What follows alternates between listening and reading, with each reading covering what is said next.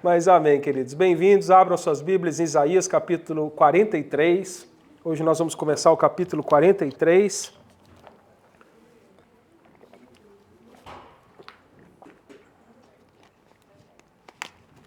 A minha passagem de hoje, na verdade, eu vou somente até o versículo 7, mas a mensagem ela vai até o versículo 13, né? Então eu vou dividir a minha mensagem em duas partes, porque senão ela ficaria muito longa, né? Então eu vou estar dividindo em duas partes. Então hoje eu vou apenas até o versículo 7, mas na verdade a mensagem que eu vou pregar hoje, ela é uma mensagem que eu então vou estar ministrando em duas partes, porque ela vai do versículo 1 ao versículo 13. Eu vou ler apenas até o versículo 7 neste momento, né? E na próxima semana nós vamos ler do 8 ao 13, se assim Deus quiser. E hoje eu vou, então, ficar apenas com a primeira parte da minha mensagem. Lá, né? Eu dividi em duas partes esse texto, que ele reflete aqui para a gente, no capítulo 43, né? Deus vai mostrar o seu poder, o seu amor, a sua misericórdia, através de uma das obras mais importantes que ele vem fazer no meio da humanidade, né? Que é a remissão, né? Redimir as pessoas, a remissão dos nossos pecados, ou o livramento, nós podemos dizer assim. A palavra redimir é a palavra livrar, né, a palavra de dar liberdade.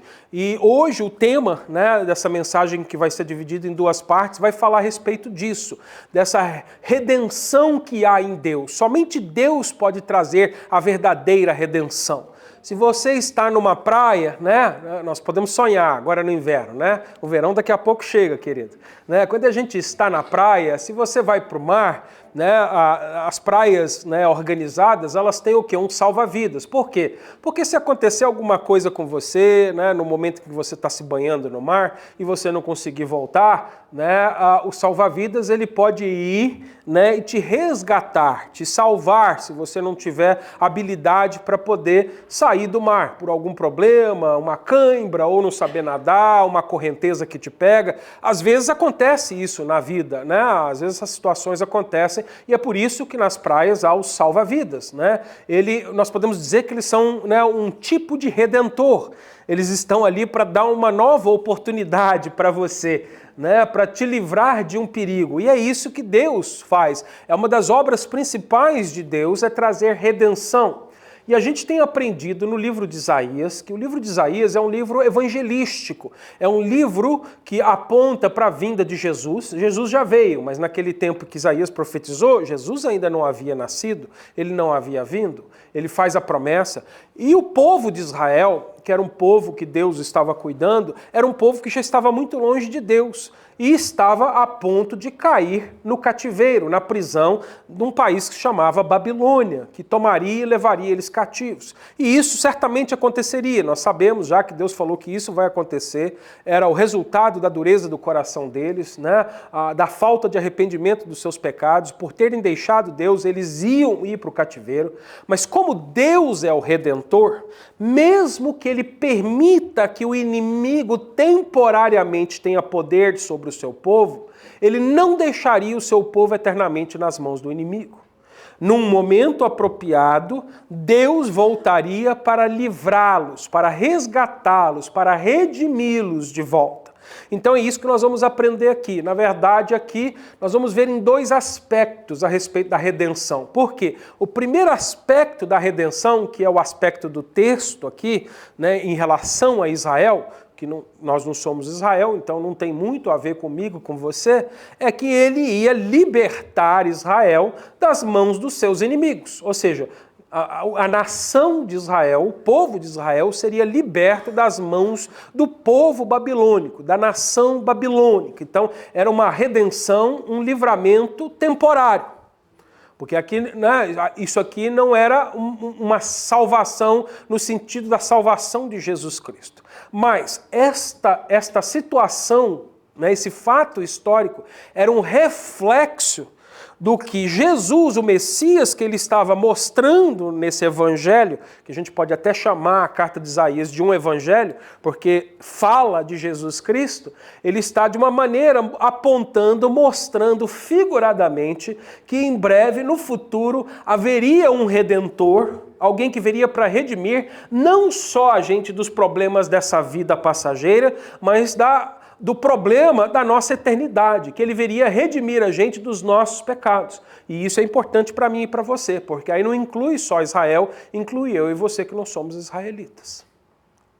Então nós vamos estar aprendendo hoje com essa passagem. Então eu vou fazer a leitura que está em Isaías 43, do versículo 1 ao 7. A palavra de Deus diz assim: mas agora, assim diz o Senhor que te criou, ó Jacó, e que te formou, ó Israel, não temas, porque eu te remi, chamei-te pelo teu nome, tu és meu.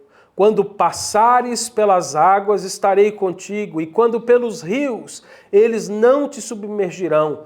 Quando passares pelo fogo, não te queimarás, nem a chama arderá em ti. Porque eu sou o Senhor teu Deus, o Santo de Israel, o teu Salvador. Dei o Egito por teu resgate, a Etiópia e a Seba em teu lugar.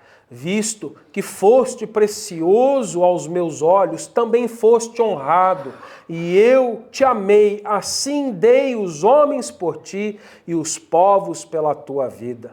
Não temas, pois, porque estou contigo. Trarei a tua descendência desde o Oriente, e te ajuntarei desde o Ocidente.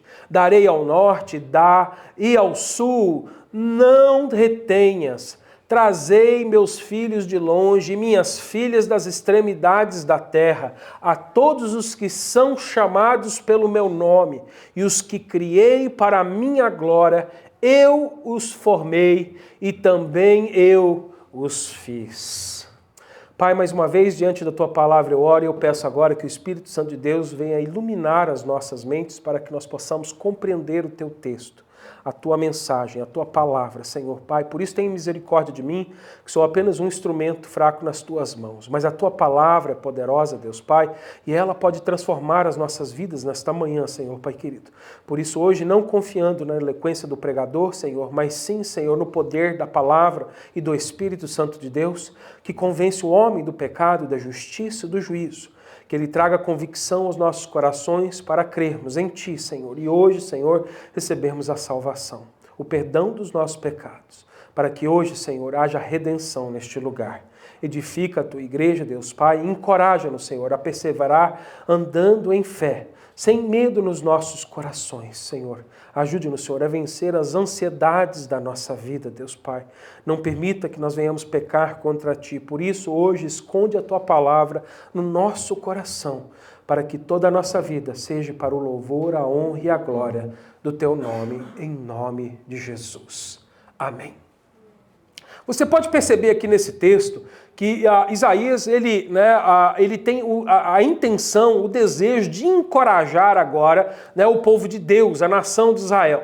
Como eu digo aqui, eu disse aqui agora há pouco, essa nação ela ainda vivia em liberdade, mas em breve ela cairia nas mãos do inimigo, da Babilônia, e ela estaria presa. E ele está falando como se eles já estivessem presos agora, porque é algo inevitável nesse ponto aqui. Quando Deus chamou eles ao arrependimento, para que eles fossem livres dessa situação, eles não se arrependeram, então Deus já havia decretado que já não tinha então mais jeito. Eles não deixariam de passar pelo cativeiro da Babilônia. Mas Deus está prometendo aqui nessa passagem que Ele não ia permitir que eles ficassem naquela situação, naquele estado, naquela aflição para sempre. Não era o desejo do coração de Deus. Ele está dizendo, olha, mesmo que vocês tenham que passar por essa situação, não tenha medo, não desanime, porque eu vou livrar vocês, eu vou trazer a redenção, eu vou ajudar vocês. Ele usa essa expressão aqui, não temas, pelo menos 2 vezes nesses 2 versículos, e aqui fica uma mensagem para a gente aprender aqui. Eu não sei se você sabe, mas na Bíblia existem mais ou menos 140 4 passagens na Bíblia que usa essa expressão de uma maneira ou de outra, né, mas de uma maneira ou de outra dizendo para a gente não ter medo. Eu sei que já foi publicado e é amplamente divulgado na internet, né, que na Bíblia tem 365 ocorrências do não temas, e até escreveram um livro. A Bíblia tem 365, e o argumento dessas pessoas é dizer assim, tá vendo? Deus quer tanto que você esteja encorajado que ele tem um não tema para cada dia do ano. É mentira, tá? Não existe 365 vezes, isso é invenção, né? Não existe. Se você pegar uma Bíblia e fizer uma pesquisa, né, o máximo que você vai encontrar assim é mais ou menos 104 vezes que existe essa expressão não tenha medo. O resto é invenção dos homens para poder vender livro, né? E aí o povo divulga, põe na internet porque fica bonito, né? Eu a primeira vez que eu vi, eu falei, ai que legal, né? Aí eu fui, né? Eu tenho a mania de conferir as coisas. Aí fui conferir na Bíblia, eu falei, não tem, né? Aí fazendo uma pesquisa mais profunda, fui vendo que não é verdade isso. Né? Então, é importante a gente saber que Deus constantemente nos encoraja, mesmo que não haja 365 repetições disso, uma para cada dia na sua vida, Deus quer que a cada dia da sua vida você se lembre que com Ele você não precisa temer. Com fé, você pode confiar nas promessas de Deus. É esse o encorajamento que ele está querendo passar para esse povo que está vivendo dias difíceis. E fala a verdade, nós estamos vivendo dias difíceis, não é verdade? Os dias são muito difíceis. Né? A gente tem visto como não tem sido fácil a vida. Como a gente tem tido a necessidade de trabalhar mais para poder, né, prover a nossa família. No passado, nós trabalhávamos bastante, mas nós víamos mais fruto daquilo que a gente produzia. Hoje as coisas estão difíceis, as coisas estão caríssimas. Você vai no mercado, né, a gente fica impressionado. Eu me lembro, alguns anos atrás, quando ainda existia o Path Market aqui na Fair Street, eu ia lá e eu enchia 2 carrinhos para o mercado até em cima e a conta não passava de 120, 130 dólares. Essa semana, eu deixei os meninos aqui para o culto de jovens, que eu ainda estava com febre e não vim para o culto de jovens, e a Priscila falou, passa no Seabras e pega ali, ela ia fazer um bolo. Juntei lá umas latinhas, umas coisinhas, aí eu comprei um pão para casa, umas coisinhas, nada assim demais, muito, é uma sacolinha, porque ela me deu uma sacolinha, que eu sempre esqueço de levar sacola, e sai com os negócios na mão, né? É assim. E aí com a sacolinha, deu 105 dólares. Né? Eu falei, meu Deus do céu, meu Deus do céu. Né? A vida está difícil. A gente olha para o que anda acontecendo, e no primeiro dia desse ano, o ano começou com um terremoto no Japão. Pessoas morreram. A gente vê as intempéries do tempo, as enchentes, os desarrancamentos que estão acontecendo nos países, a fome, a violência, as guerras. Né? Eu estava vendo recentemente, quando começou essa guerra de Israel com a Palestina, já mais de 30 mil pessoas morreram. Né? Em um curto espaço de tempo, os dias são maus, né? São situações que a gente vê que nós estamos vivendo e a aflição está à nossa porta. Talvez ainda não tenha nos alcançado de uma maneira severa, mas ela está próxima e pode nos alcançar. Nós pedimos que Deus tenha misericórdia da gente, que Ele nos guarde. Nós não queremos que ela chegue, mas pode acontecer. No caso de Israel, ela certamente aconteceria. Então Deus queria já encorajar o seu povo. E eu quero encorajar essa igreja hoje a saber que você não precisa ter medo, você precisa ser sábio. Você precisa se preparar, você precisa estar equipado, porque esse dia pode chegar. Esse dia pode chegar na sua vida. Dias difíceis podem chegar nas nossas vidas. Então aqui, nessa primeira parte do texto, do versículo 1 ao 7, eu vou mostrar para vocês aqui que eles dão para a gente aqui 3 razões para que a gente confie em Deus e não tenha medo. Então hoje, né, os 3 pontos da primeira parte da minha mensagem é mostrar para você as 3 razões que Deus dá para que você confie nele e não tenha medo, ou não ande ansioso. A gente vê como a humanidade, como nós temos andado ansiosos. Para a gente vencer a ansiedade, a gente precisa ter fé. Somente a fé pode vencer a ansiedade. Então é o que ele vai mostrar aqui. A primeira razão que ele mostra para a gente está no versículo 1 e no versículo 2. A primeira razão que ele dá para a gente aqui é que o povo é dele. Aqui ele estava falando com Israel. Como eu disse, aqui Isaías estava profetizando a nação de Israel, mas nós sabemos que a profecia de Israel também tem um cunho futuro, porque Israel foi chamado para abençoar quem? Somente os israelitas? Ele diz, em ti serão abençoadas todas as nações da terra. Israel era um povo escolhido para abençoar todos os povos. Então, o cunho aqui vai além somente de Israel aqui. Então, é o que nós vamos ver. Então, a primeira razão é que o povo de Deus é dele. E olha só, aqui ele vai mostrar para a gente 3 coisas. Não são as 3 razões, mas dentro da primeira razão tem 3 coisas. Você foi criado, remido e chamado por ele. Olha só o versículo 1, a primeira parte do versículo 1. Aqui ele vai mostrar para a gente a base da nossa confiança. Por que eu posso confiar em Deus e saber que Ele vai me proteger? Ele diz no versículo 1, na primeira parte, mas agora, assim diz o Senhor que te criou, ó Jacó, e que te formou. Vamos dar uma parada aqui. Então a primeira coisa que a gente vai ver aqui é que a gente pode confiar em Deus foi porque Ele nos criou. Você foi criado por Deus e Deus ama a sua criação. Olha, é tão lindo quando Deus está criando, quando a gente lê Gênesis capítulo 1 e a gente vê criando todas as coisas, Ele cria um dia uma coisa, outro dia outra coisa, e a cada dia que Ele cria uma coisa, Ele diz, e é bom, e é bom, e é bom. E quando Ele completa a criação e Ele olha para tudo que Ele criou, Ele usa uma expressão diferente, Ele diz, e é muito bom. Deus ficou feliz com tudo que Ele fez. Ele amou o que Ele criou, Ele nos ama, Ele tem amor pelas nossas vidas, Ele tem amor pela sua vida, Ele te criou. Essa é a primeira base da razão, você é dele, foi Ele quem te fez. E hoje em dia, a maioria das pessoas estão vivendo como se não houvesse um Criador, como se cada um fosse autor da sua própria vida. Vivemos como fôssemos autônomos, seres criados. Não temos nem mais respeito pelos nossos pais. Quantas vezes eu vejo algumas crianças conversando com seus pais, quando os pais estão tentando corrigir os seus filhos, sem respeito nenhum, eles dizem, eu não pedi para ser feito, eu não pedi para vir nesse mundo. Não, você não pediu mesmo, não. Você está aqui por misericórdia de Deus. Graças a Deus, Deus não sou eu, porque se fosse eu e ouvisse isso, eu já mandava cortar na hora.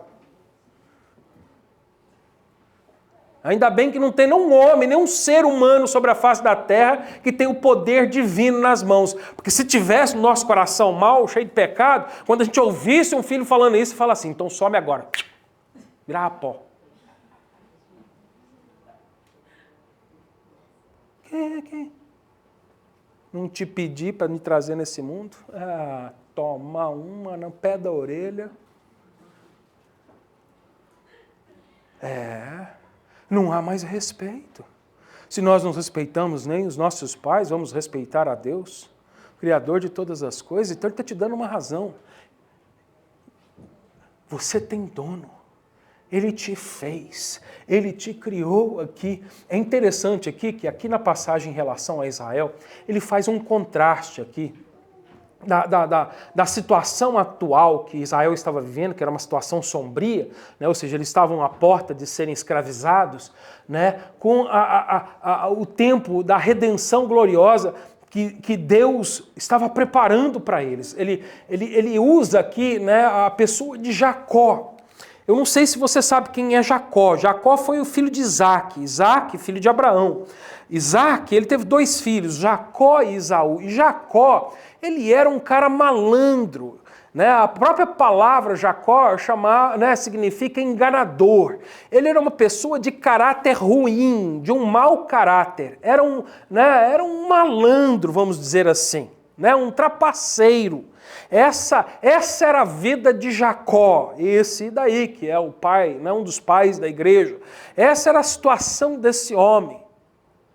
Era um defraudador, uma pessoa que enganava as pessoas, que enganou o próprio pai, enganou o irmão, enganou a família, tinha um mau caráter.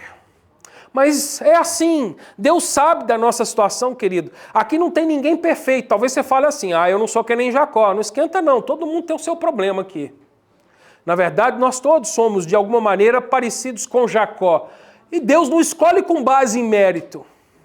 Deus não salva com base no que nós fazemos.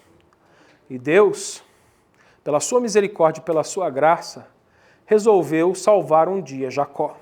Só que ele não podia permitir que Jacó andasse e continuasse sendo o mesmo mau caráter. Então, a gente, quando lê lá em Gênesis a história de Jacó, a gente descobre que Deus tratou com Jacó. Quando Deus chamou Jacó para ter um relacionamento com ele, para seguir a Deus, Deus teve que mudar o coração dele, transformar a vida dele. E foi por isso que quando houve, existe até a linguagem de uma batalha ali, do anjo de Deus com Jacó, e Jacó naquele momento se rende a Deus e ele, uma das palavras conhecidas é que ele diz, eu não sairei daqui enquanto não me abençoares, e a bênção para ele custou muito, ele foi ferido, ele ficou marcado, mas ele também teve um coração mudado e transformado. E ao ponto de que quando Deus mudou o coração dele, deu para ele um nome novo. Porque já pensou, se você colocasse o nome de seu filho de enganador, porque Jacó significa enganador, aí chegava assim na rua, oi, quem é você? Eu sou um enganador. Aí você fosse e entrasse na igreja, o pastor enganador chegou. Não ia pegar bem, ia? Não ia, o enganador, oi, eu sou um enganador. Então Deus até mudou o nome dele e chamou ele de Israel. Deu ele um novo nome. E através dele começaria essa nação que se chama hoje Nação de Israel. Israel significa príncipe de Deus. Ele tinha que ter uma nova identidade. Ele tinha que ter uma nova autoridade, uma herança. E Deus faz ele um príncipe dele para que o represente sobre a face da terra. Porque ele não podia mais andar sobre a face da terra como um enganador.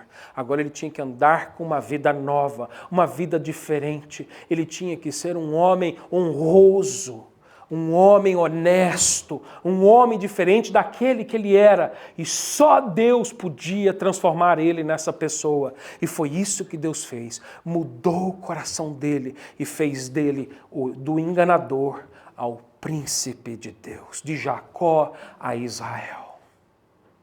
E agora Israel é uma nação. Israel não é só mais uma pessoa, mas Israel está voltando a viver como um dia Jacó viveu.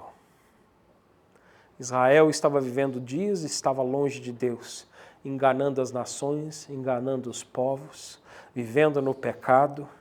E Deus então faz um contraste aqui, ele diz. Por isso ele usa o nome de Jacó, por quê? Ele precisava agora também mudar o coração daquela nação. Ele precisava redimir aquelas pessoas, perdoar os pecados deles e transformá-los em um novo povo. E é isso que eu e você precisamos, querido. Porque, como eu disse, nós não somos diferentes. Nós precisamos de um novo coração. Um novo coração que só Cristo pode nos dar. Porque o nosso coração é pecaminoso. E nós não podemos nos mudar a nós mesmos. A gente até tenta, a gente se esforça, a gente faz promessa, a gente faz campanha, a gente faz um monte de coisa. E aí dura temporariamente, mas quando a gente se entrega a Deus e Ele entra na nossa vida e Ele muda a nossa vida, e é por isso que a Bíblia diz que quando a gente chegar lá no céu, a gente vai ganhar também um novo nome. Você sabia que você vai ter um nome novo? Eu não vou ter mais nome de cachorro quando eu chegar no céu. Já pensou? Sim. Max, vem cá. Nome de cachorro, Marcos é nome de cachorro. Deus tem um nome melhor para mim, para você, porque Ele tem uma vida nova para você hoje aqui. Ele mudou Jacó aqui, e ele viveu como uma pessoa nova aqui, e você pode ser uma pessoa nova hoje, aqui, transformada pelo poder de Deus. E quando você herdar a sua herança, Deus vai te dar um novo nome. Aquele que representa essa nova pessoa, esse caráter de Deus agora moldado no teu coração. Você crê nisso, querido? Deus pode mudar você. Olha só, continuação do versículo 1, ele diz: ó Israel, não temas, porque eu te remi. Israel não teve que fazer nada para ser remido. Não é você que faz alguma coisa para poder ter o perdão de Deus. Não! Né? As religiões do mundo ensinam isso. Aliás, religião é isso. Religião ela é baseada, na maioria das vezes, nas obras.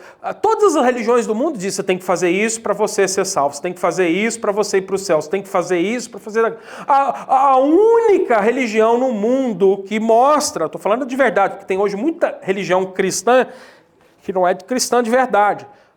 Porque toda igreja que ensina o seu povo que ele tem que fazer alguma coisa para ir para o céu, ele não está pregando o Evangelho de Cristo. Porque o Evangelho de Cristo ensina que quem reme você, quem te redime, quem te salva, não é o que você faz, quem te salva é o teu Salvador, é Jesus Cristo. E Ele já fez o que você não podia fazer. Ele foi para a cruz e morreu pelos seus pecados. É diferente. O muçulmano diz que você tem que se sacrificar, que você tem que orar tantas horas, tantas vezes no dia, no pôr do sol, no nascer do sol, e aí você vai. Aí se você matar uns cristãos, você ainda recebe um extra, que aí você, né, se você só ia ter uma mulher lá, você vai receber mais. Né? Ou seja, uma religião baseada na carne e nos desejos da carne. Não tem nada de divino nisso. Né?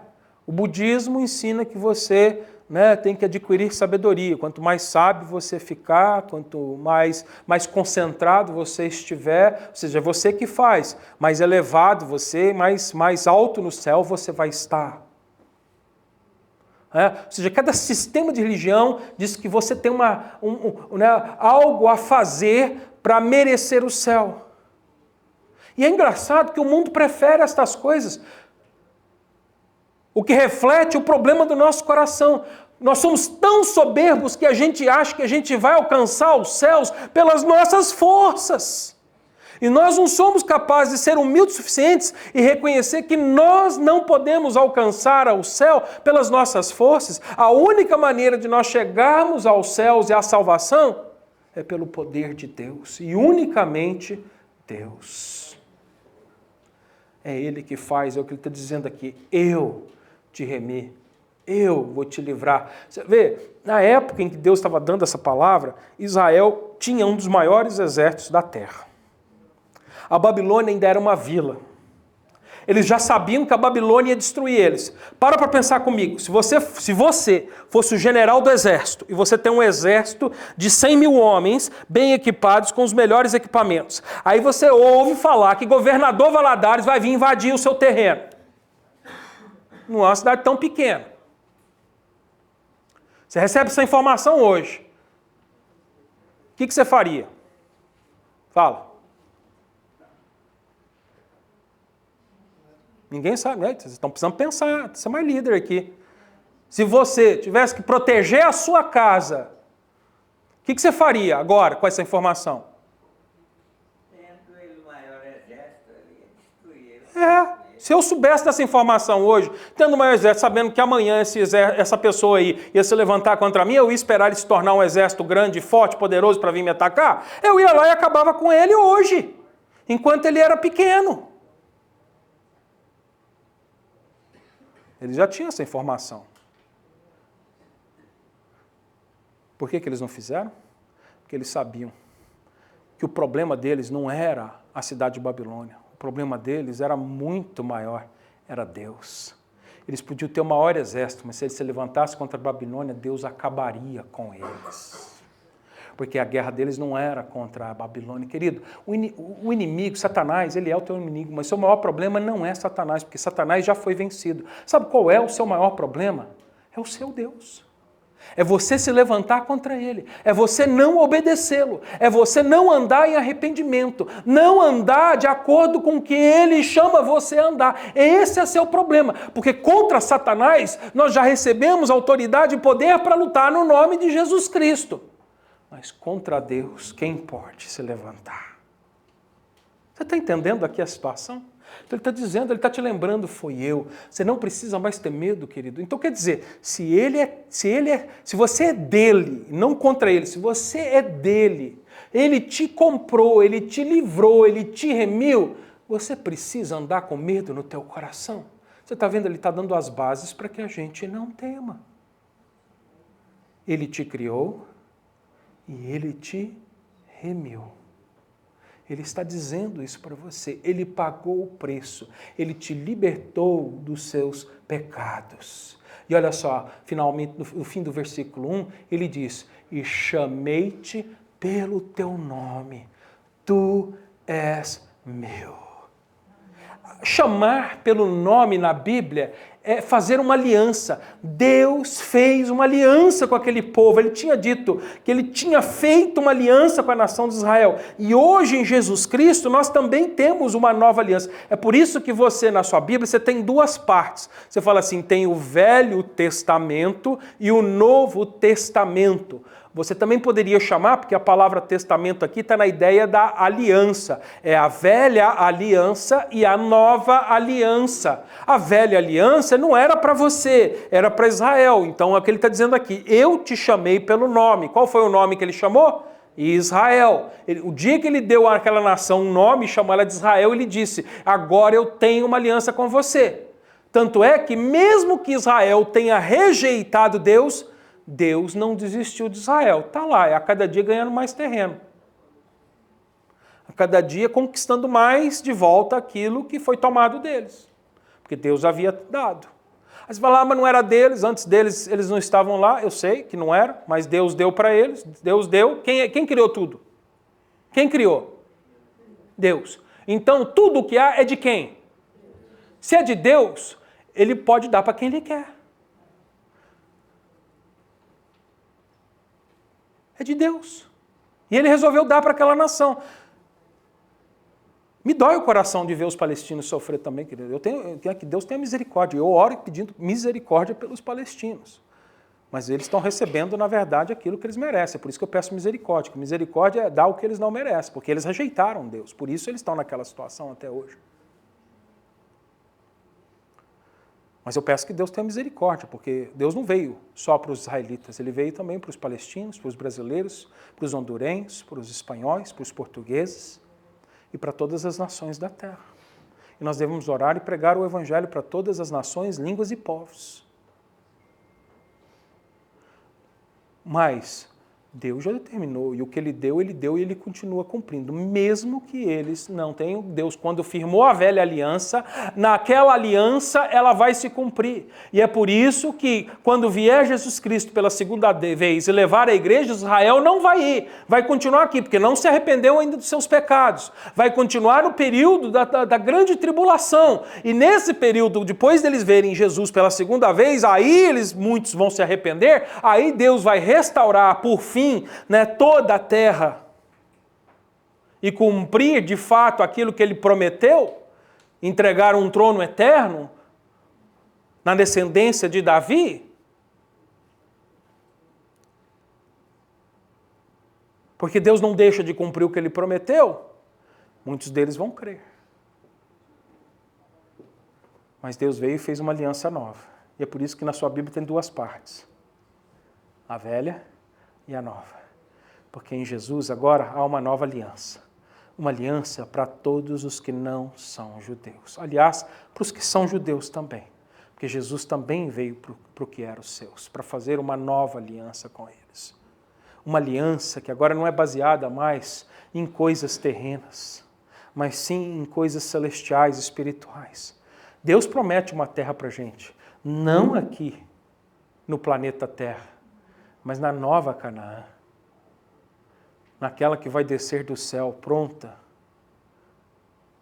Ele faz promessa. E é por isso que esse evangelho que andam pregando aí, dizendo, não, toma posse da sua terra, vai lá porque é seu. Isso é tudo mentira, querido. Deus não fez aliança com você, querido. A aliança de Jesus Cristo, a aliança do Novo Testamento, não tem nada a ver com as coisas temporárias. Aliás, o próprio Jesus ensinou isso quando estava ensinando a igreja a orar. Ele diz, não busque os tesouros da terra, mas buscai-vos o quê? O reino dos céus. E a sua justiça. Por quê? Israel pode receber sua terra de volta no milênio, mas só vai durar 1000 anos. Tem validade. O dia que Israel conquistar toda a terra que ele vem brigando, né? Há 6.000 anos ele vem lutando por essa terra, o dia que ele tiver ela inteirinha nas suas mãos, vai durar só mais 1000. Deus fala, tá feliz? Tá feliz? Estou feliz. Dura só mais 1000, porque daqui 1000 acaba tudo, porque tudo que está aqui é temporário, tem validade, por isso que não adianta juntar aqui. Não, eu não estou dizendo para você não ter uma vida, uma poupança, não cuidar da sua família, não comprar sua casa, nada disso, querido, não é isso. Não estou falando para você fazer voto de pobreza, que houve um tempo que a igreja interpretou isso como fazendo voto de pobreza. Não, você não tem que ser mendigo e pobre. Mas você tem que ser inteligente, espiritual e entender, querido, que você não deve dedicar a sua vida só para as coisas passageiras. Você deve dedicar a melhor e a maior parte da sua vida para juntar um tesouro espiritual, porque esse é eterno. Porque o resto passa. O resto passa. É isso que ele está mostrando para a gente. Olha só, lá em João capítulo 10, versículo 3, ele diz assim, este é o porteiro, a este o porteiro abre, e as ovelhas ouvem a sua voz, e chama pelo nome as suas ovelhas, e as traz para fora. Isso aqui é Jesus que estava ensinando a igreja, falando que os que creem são aqueles que quando Deus chama, atende a voz do pastor. Ou seja, quem é o crente? É aquele que obedece, e ele chama ela pelo nome, ele te conhece, você é dele.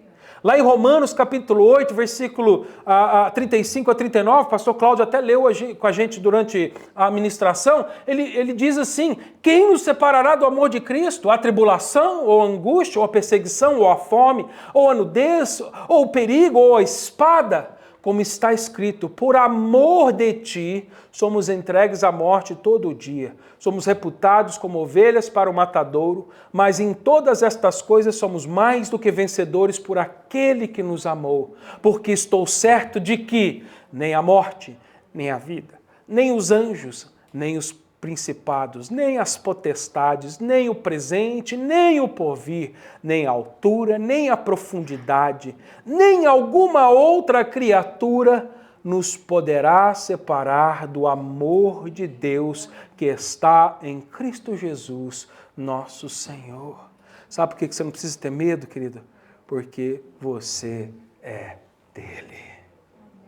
Ele conhece o teu nome. E olha só, agora ele mostra aqui no versículo 2 a garantia. Por que a gente pode ter garantia? Qual é a garantia que ele nos dá que isso vai acontecer? Olha só, ele deixa exemplo. Versículo 2, primeira parte, ele diz, quando passares pelas águas, estarei contigo. E quando pelos rios, eles não te submergirão. Ele está usando aqui expressões, querido, de coisas que já aconteceram, mas aqui também essas expressões é para mostrar a plenitude, a obra completa.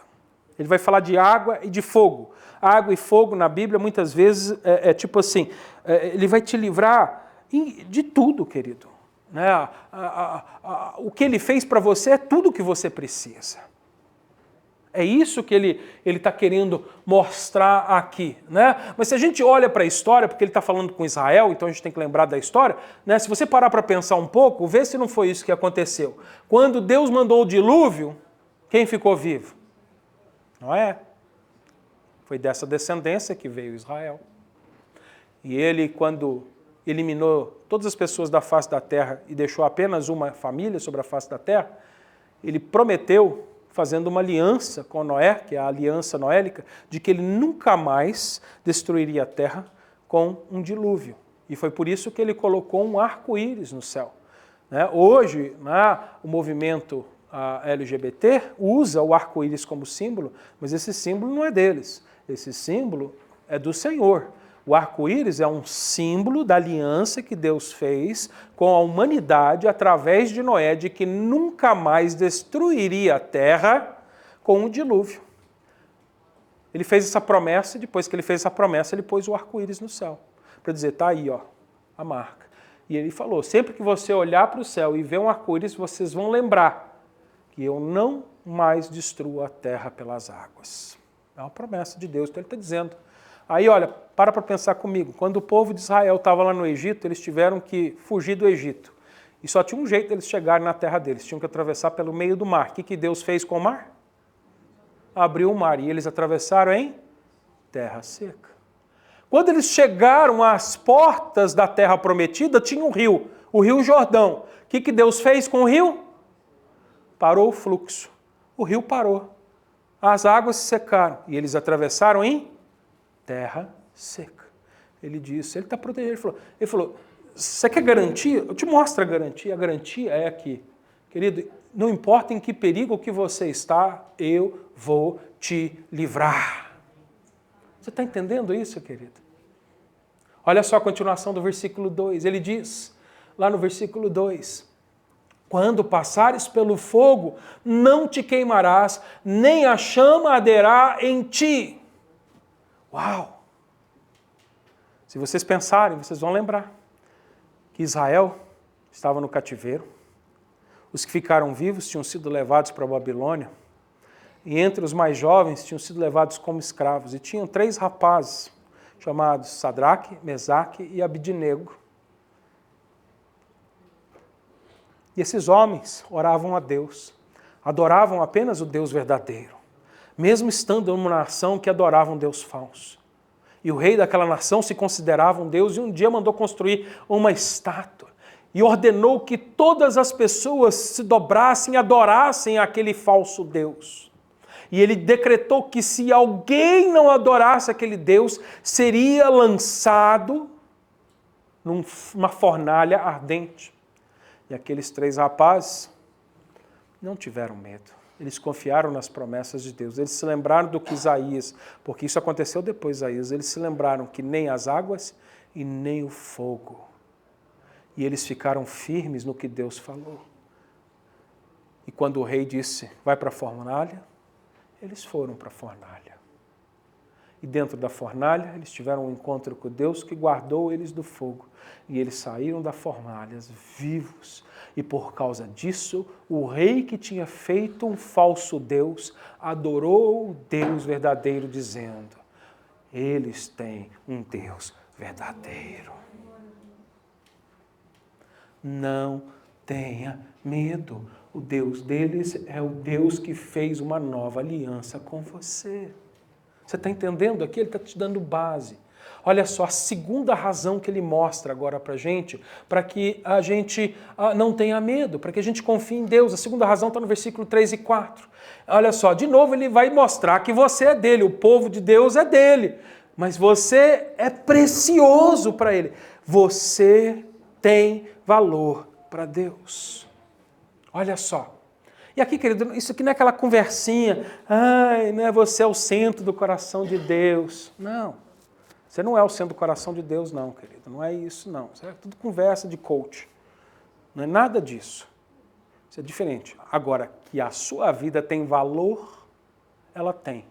Porque ele pagou o alto preço de se sacrificar a si mesmo para que você tivesse o perdão dos seus pecados. Deus valorizou aquilo que ele criou, querido.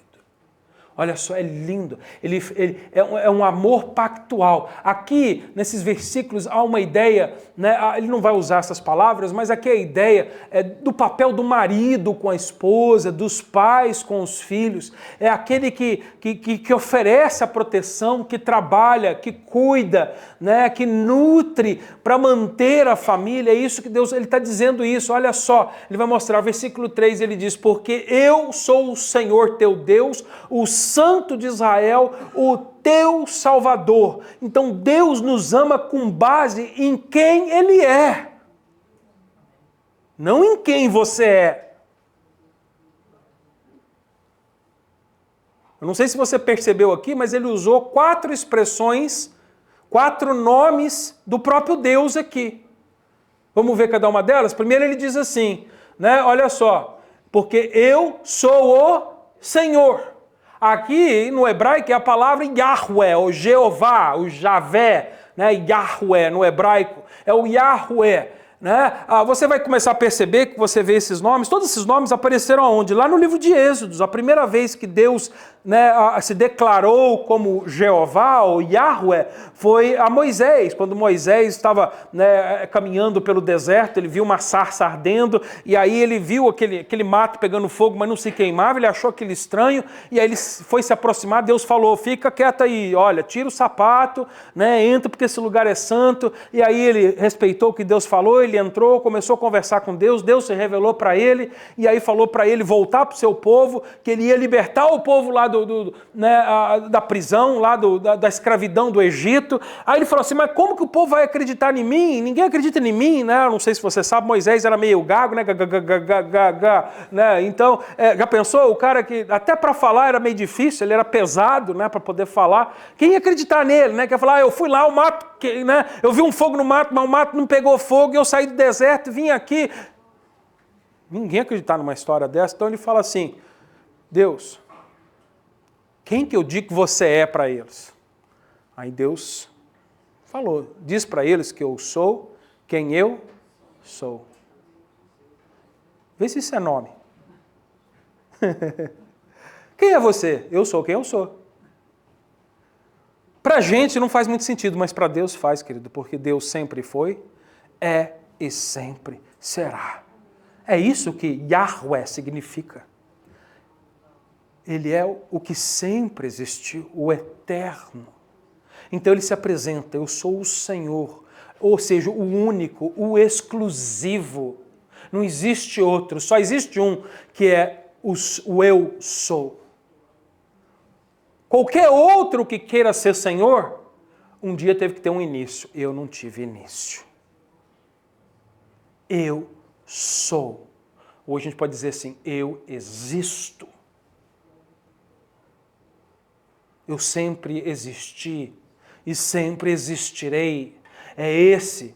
E olha só, ele continua, né? Porque eu sou o Senhor teu Deus. É aqui, agora ele volta lá em Gênesis. Aqui teu Deus é Elohim. El é a palavra Deus, é o primeiro nome de Deus que aparece na Bíblia, El, né? Na verdade está lá no primeiro versículo, quando e Deus criou os céus e a terra, ali ele se apresenta, Elohim, né? Para quem não sabe, El é a palavra Deus no singular, e no hebraico, se você quiser falar uma palavra no plural, você não acrescenta S, isso é para o português, para o espanhol, para o inglês, no hebraico você acrescenta Him, é o plural. Então Deus se apresentou no plural. Ele diz, eu sou o Deus pluralístico. Que Deus pluralístico é esse? Eu sou o Deus Pai, Filho e Espírito, porque Deus é 3 em 1. E através de toda a Bíblia ele mostra isso, a sua pluralidade. E não tem 3 deuses, tem um único Deus que se manifesta de 3 maneiras. Aí você fala, pastor, isso é muito difícil de entender. Concordo com você, querido, não fique doido por causa disso, só acredito que Deus é um. E que ele se manifesta no Pai, no Filho e no Espírito Santo. Se você quiser mais explicação, a gente pode estudar mais do assunto, mas vai custar um bocado de fio de cabelo da sua cabeça.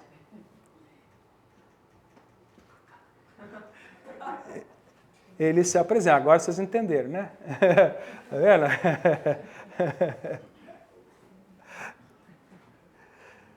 Olha só, o Santo de Israel. Agora ele se apresenta como Kedosh. Aqui agora essa palavra Kedosh, que significa Deus Santo, né, ele enfatiza a pureza moral, a separação, ele está separado do mal, ele não se contamina com o mal, ele é santo, não existe outro como ele, não existe algo como ele, é algo completamente exclusivo, único, é o Kedosh. E aí ele termina dizendo, o teu Salvador, Moshiach. Esse Moshiach que vem de Meshia, né? Yeshua, Jesus, o nome dele em hebraico é Yeshua, Yamashia, que é Jesus, o Messias, né? Meshia, e aqui Meshiach, que é teu, que é, no hebraico se junta as palavras quando junta, né, o pronome, essas coisas, forma uma palavra só. O Moshiach é esse Deus que ele se apresenta, ou seja, quem é esse? É aquele que vem para libertar, o Salvador, é aquele que redime. Então Deus está dizendo, querido, olha só, eu te amo, olha quem eu sou. A base do meu amor está em quem eu sou. Eu sou o Deus que sempre existiu, eu sou o Deus que manifesta no Pai, no Filho e no Espírito, eu sou um Deus santo, separado, um Deus onde não há mal, um Deus bom, eu sou o Deus que liberta, eu sou o seu Deus. Se você tiver um Deus que nem esse, você fica com medo, querido? Ô, gente, meu sonho era ter sido irmão mais novo e ter um irmão mais velho bem forte, que era bom demais. Quando a gente arrumava confusão na rua, a gente falava assim, vou chamar meu irmão.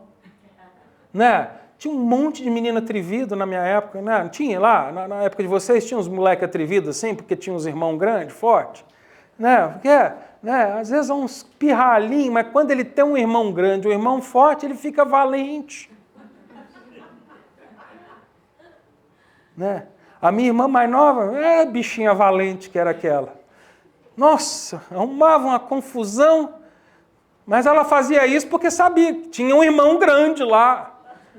Ela arrumava confusão e eu que tinha que ir lá resolver as confusões dela. Bichinha era valente, era um pirralhinho assim. Uma boca.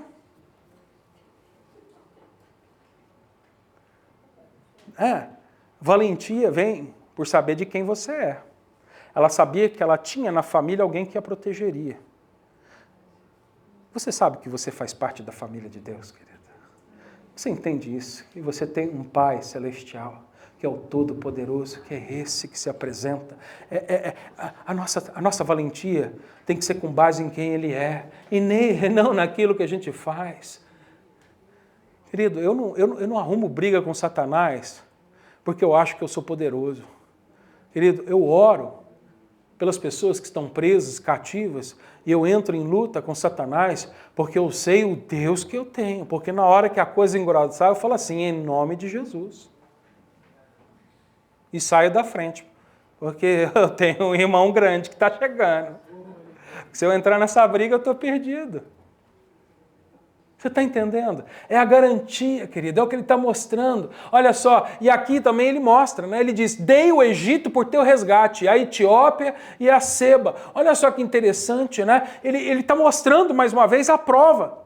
Né? Aqui, em relação aqui a essas cidades, existem algumas interpretações diferentes. Lembra que eles ficaram escravos no Egito e Deus livrou eles do Egito. Mas mais tarde, nesse tempo em que eles estavam vivendo, também mais uma vez o Egito se levantou para vir guerrear contra eles e Deus mais uma vez o livrou do Egito. A Etiópia tinha se levantado e Deus se levantou contra a Etiópia. Né? Mais tarde, Seba, né? A Seba ia tentar acabar com Israel, que tinha sobrado de Israel depois que a Babilônia tinha, e Deus levanta o próprio o rei da Babilônia, Ciro, para destruir Seba e deixar Israel livre.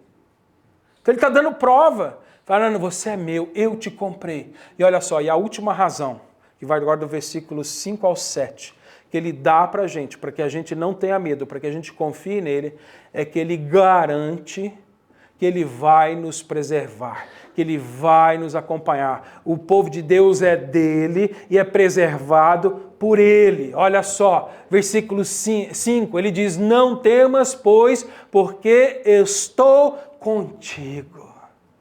Querido, Deus está contigo. É lindo. Israel não precisava ter medo em entrar na Babilônia, querido, porque Deus era com eles. Daniel, quando estava lá na corte servindo ao rei, ele não teve medo no seu coração, porque ele sabia que Deus estava com ele. Acredita, irmão, que não foi todo israelita que acreditou nessas palavras, não. Por isso que Deus sempre falou que sempre houve um pequeno remanescente entre os povos. Daniel, Sadraque, Mesaque, Abednego fazia parte desse remanescente. Grande parte se rendeu, entrou em desespero, porque não deu ouvido à palavra de Deus, querido. Infelizmente, essa é uma realidade das igrejas dos dias de hoje também. Tem muita gente que não acredita mais na palavra de Deus. Os caras querem as palavras dos pastores, as falsas promessas e os falsos profetas, mas não acreditam no que a Bíblia diz. A Bíblia diz, não faz. Aí o profeta fala, não, Deus me disse, pode fazer. E aí você vai lá e faz o que a Bíblia já tinha dito para você não fazer. E o povo já não acredita mais na palavra. O povo quer, né? Quer um palhaço de circo lá, um vidente. Né? Vai para a Índia está cheio disso lá, querido. Não suja o nome do evangelho, ainda põe placa de igreja evangélica do lado de fora e fica fazendo umas palhaçadas dessa. Igreja evangélica é aquela que prega o evangelho de Jesus Cristo, querido. Hoje está até difícil, a pessoa vem e pergunta assim para mim, você é evangélico? Tem hora que eu não sei o que eu respondo. Porque hoje o que é ser o evangelho está meio deturbado, ainda mais para nós brasileiros. E ser evangélico pelas coisas que eu ando vendo no Brasil, está pior do que ser um macumbeiro. Fica até difícil hoje em dia a gente poder... Né? Eu normalmente falo assim, eu sou de Cristo. Mas sua igreja é evangélica? Minha igreja é bíblica. Às vezes a gente fala e aí a pessoa começa a falar, então tem isso lá, assim. Não tem nada disso. Isso não está no Evangelho nem na Bíblia. Não caia nessa conversa não, querido. É assim, olha só.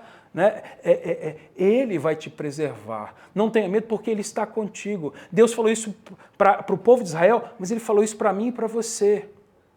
Uma das últimas palavras de Jesus Cristo antes dele ir para a cruz foi essa. Lá em Mateus 28, versículo 19 e 20, que você conhece sobre a grande comissão, né, que ele fala da responsabilidade da igreja, vem com essa promessa. Ele diz assim, portanto, ide fazer discípulos de todas as nações, batizando-os em nome do Pai, do Filho e do Espírito Santo, ensinando-os a guardar todas as coisas que eu vos tenho mandado, e eis, olha só, no final ele termina. Depois que ele mostra para a gente o que a gente tem que fazer, ele diz assim, e eis que estou convosco todos os dias até a consumação dos séculos. É promessa. Deus está conosco. Não tenha medo, querido.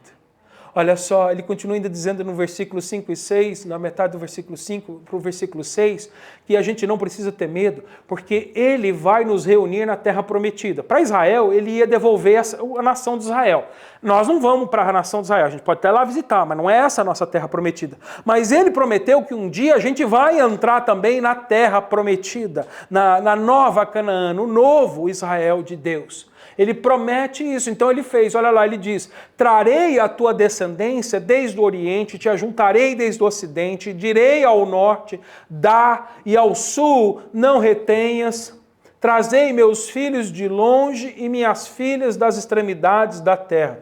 E a gente vê que essa profecia, na verdade, ela já começou a ser cumprida há muitos anos. Em 1948, né, nós sabemos que pela história, que o Estado de Israel foi devolvido a Israel em parte, né? E desde então eles vêm voltando, muitos vêm voltando, existe, né, uma peregrinação de volta de muitos israelitas para aquela nação, é por isso que aquilo continua em conflito e guerra, porque não foi tudo que foi devolvido, então eles vêm tomando tudo aquilo que estava lá, porque isso vai se cumprir, tem que se cumprir, Deus prometeu que ia acontecer, Ele está dizendo aqui, eu vou trazer de volta.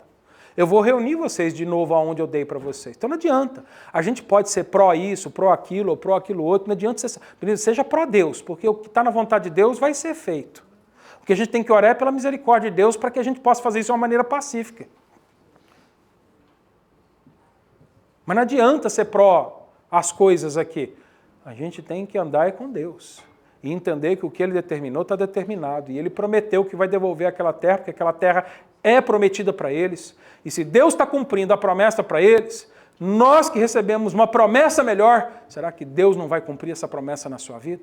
Ele disse que um dia Ele vai te levar para a eternidade, que Ele vai te guardar até o fim da tua jornada. Se você confiar nele hoje, se você crer em Jesus Cristo, você vai chegar ao fim. Você não vai ficar pelo caminho, porque não é com as suas pernas, é com a força do poder do braço de Deus. Ele vai te encaminhar e te acompanhar nesse caminho, te ajudando, te guardando, te preparando para que você entre na terra prometida. Ele te chamou e te escoltou e te guardou até você chegar lá. Está lá, Apocalipse capítulo 21, diz assim, do versículo 1 ao 5, e vi um novo céu e uma nova terra. Está vendo? Não é aqui.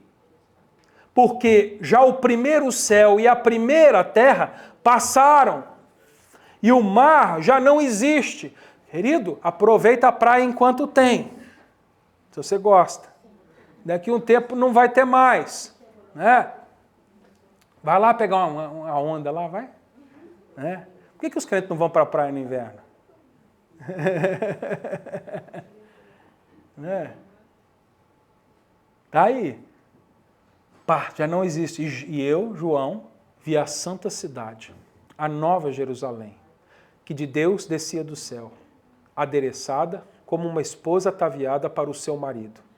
E ouvi uma grande voz do céu que dizia, eis aqui o tabernáculo de Deus com os homens, pois com eles habitará, e eles serão o seu povo, e o mesmo Deus estará com eles e será o seu Deus.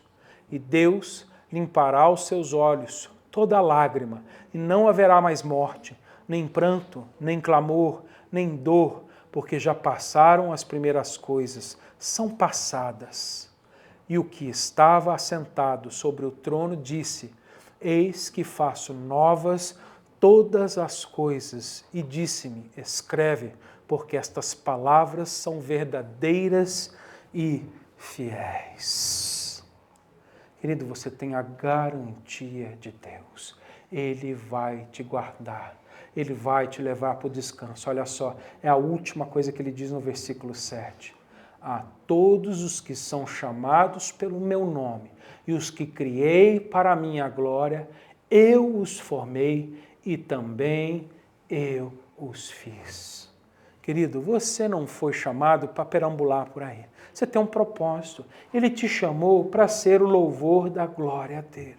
Você foi criado, Israel foi criado, você que hoje crê em Jesus Cristo, né? A humanidade foi criada para o louvor da glória de Deus. Toda a vida sobre a face da terra tem um propósito de ser. E o seu propósito não é vender casa, ser médico, advogado, professora, limpar casa, né? Motorista de caminhão. Não, isso é o que você faz. O seu propósito, o objetivo da sua vida, a sua existência é para o louvor da glória de Deus. O que você faz traz louvor e glória a Deus. O que você vive, o que você é, deve ser e acontecer para o louvor da glória de Deus. É interessante que ele termina dizendo três palavrinhas aqui nesse versículo. Criar, formar e fazer. Todas as palavras aqui foram retiradas de Gênesis capítulo 1. Por quê? Isso é só Deus pode fazer isso. Não é você. Às vezes a gente fica querendo produzir louvor para Deus, mas deixa eu dizer uma coisa para você. Até isso é arrogância no nosso coração. Eu quero fazer um louvor lindo, querido. O louvor só vai ser lindo se Deus fizer ele através da gente. Que não somos nós. Está aí os jovens que estão aprendendo, né? A gente tem, agora tem parado um tempo no inverno aqui, mas estávamos estudando sobre louvor e adoração, e uma das coisas que estávamos aprendendo é isso, querido. A gente pode se esforçar, se preparar, e a gente deve fazer tudo isso para apresentar, né, o melhor louvor que a gente pode dar, mas o bom louvor, o louvor espiritual, não é produzido através da nossa vida, mas é através da vida de Jesus em nós. O louvor que agrada a Deus não pode ser produzido pela boca do homem, mas pela vida de Cristo que flui pela boca do homem. Se o teu coração estiver cheio da palavra, cheio de Jesus, a tua boca então vai falar daquilo que louva a Deus. Aí você vem na igreja e fala assim, ai, hoje o louvor foi assim, sem muita unção, hoje, não sei, estava meio desanimado. Sabe o porquê que o louvor foi assim para você? Ou para alguns, ou talvez para todos? Porque a gente está esperando que as pessoas produzam um bom louvor. Que as pessoas produzam um louvor espiritual. E a gente se esquece que para que haja um louvor caloroso, um louvor dinâmico, um louvor que agrada a Deus, ele tem que partir da existência de Deus em nós, do fruto da obra dele em mim. Então, se você hoje falou assim, foi frio, não foi legal, você tem que ir para casa e dizer assim, Senhor, me perdoe, muda a minha vida, me enche do teu Espírito, me enche da tua palavra, para que na próxima reunião que eu estiver para trazer a adoração a ti, a minha vida esteja cheia de calor, de amor, de vibração, porque o meu louvor só vai ser agradável a ti se vier de ti mesmo em mim. E quem está cheio de Deus vai produzir o que Deus quer receber, querido. Não tem jeito. Não tem jeito. Não tem jeito. Agora, a gente tem confundido as coisas. Às vezes a gente pensa que se a gente produzir um louvor emocional, aí foi um louvor cheio da presença de Deus. A gente põe bons músicos, aí a gente estende as músicas, a gente chora um pouco, a gente lê algumas coisas comoventes, aí o seu coração se move, as lágrimas descem, e aí você é movido, aí a gente põe umas imagens, a gente abaixa as luzes, a gente joga uma fumacinha, a gente cria um ambiente todo emocional, aí você fala assim, ui, até arrepiei. Aí você fala, Deus estava ali. Engano teu, querido. Porque carne não pode produzir comunhão com Deus. Somente um louvor espiritual, uma adoração espiritual, pode mudar as nossas vidas e trazer a adoração que agrada o nosso Senhor. Nós precisamos estar cheios de Deus. E vou dizer uma coisa, fala a verdade, crente, é um desafio, principalmente para quem tem filho aqui. Quem tem filho? Eu vi aqui, tem um bocado. Quem tem filho? É um desafio a gente chegar aqui de manhã cedo, cheio do Espírito Santo, cheio de Deus, né? É aquela correria de manhã cedo, é menino quando obedece, é que faz bagunça, é uma confusão, aí começa a brigaiada, é o marido que não sai na hora, é a mulher que está atrasada, está fazendo maquiagem, aí vem, aí a gente chega na igreja, não é, fala a verdade, é um desafio, E olha, eu vou dizer uma coisa, não tem jeito de mudar isso, não tem. Mas tem uma coisa que pode acontecer na sua vida. Você permitir Deus mudar o seu coração. Você saber que você vai passar por essas aflições. Mas quem está contigo, quem cuida de você é Deus. E se você, em meio a essas tribulações, essas dificuldades, continuar continuamente se lembrando de Deus, dizendo, não, eu estou indo para te adorar. Eu estou indo para te amar. Eu estou indo para declarar o meu amor para você. Querido, pode ter sido o pior dia da sua vida. Você vai chegar aqui e você vai ter uma experiência inigualável com Deus. Porque um louvor espiritual é fruto do Espírito nas nossas vidas. E eu queria encerrar com Efésios capítulo 1. Eu quero ler com vocês Efésios capítulo 1, versículo 3. Vai comigo lá e nós vamos orar. Efésios capítulo 1, versículo 3 ao 14. Lá diz assim, bendito o Deus e Pai de nosso Senhor Jesus Cristo, o qual nos abençoou com todas as bênçãos espirituais nos lugares celestiais em Cristo. como também nos elegeu nele antes da fundação do mundo, para que fôssemos santos e irrepreensíveis diante dele em amor. E olha só, versículo 5, presta atenção. E nos predestinou para filhos de adoção por Jesus Cristo para si mesmo, segundo o beneplácito de sua vontade, para louvor da glória da sua graça.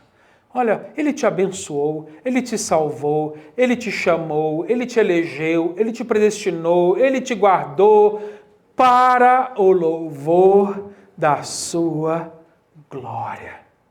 Continua lendo comigo o versículo 7. Em quem temos a redenção, pelo sangue, a remissão das ofensas, ou o perdão dos nossos pecados, podemos dizer, segundo as riquezas de sua graça, que ele fez abundar para conosco em toda sabedoria e prudência, descobrindo-nos o mistério da sua vontade, segundo o seu beneplácito, que propusera em si mesmo de tornar congregar em Cristo todas as coisas, na dispensação da plenitude dos tempos, tanto nas que estão nos céus como as que estão na terra. Nele, digo, em quem também fomos feito herança, havendo sido predestinados, conforme o propósito daquele que faz todas as coisas, segundo o conselho da sua vontade. Em outras palavras, o que ele está dizendo? Quem fez tudo foi Deus por você. Ele te criou, Ele te redimiu, Ele te perdoou. A plenitude dos tempos aqui, ele está falando que até o fim, ele está fazendo todas as suas coisas, mas olha só no versículo 12, tudo isso tem um propósito. Com o fim, tem um propósito. Por que ele fez tudo isso? Com o fim de sermos para louvor da sua glória.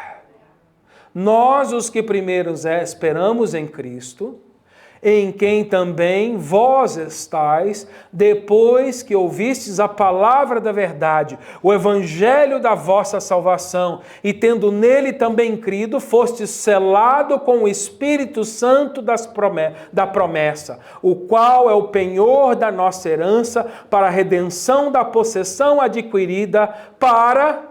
Olha só, para quê? Para que ele te deu o Espírito Santo? Para que ele garante a tua salvação? Por que ele promete estar com você até o fim dos seus dias?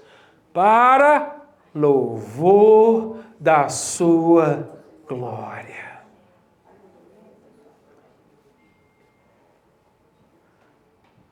Querido, como eu disse, tem muita mensagem mentirosa hoje em dia, dizendo, você é o centro do coração de Deus.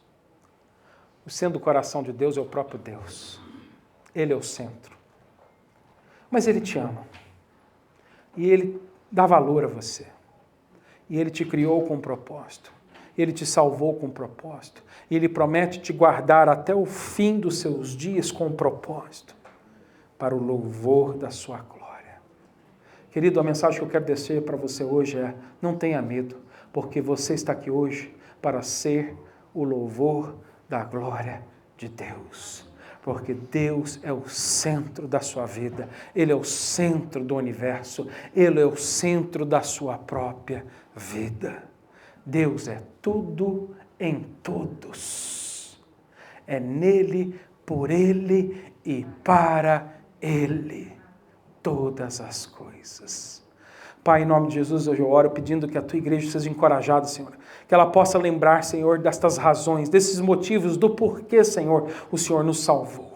Do porquê que o Senhor nos redimiu, Senhor. Nós podemos andar sem medo e sem ansiedade no nosso coração, Senhor, pela fé, Senhor.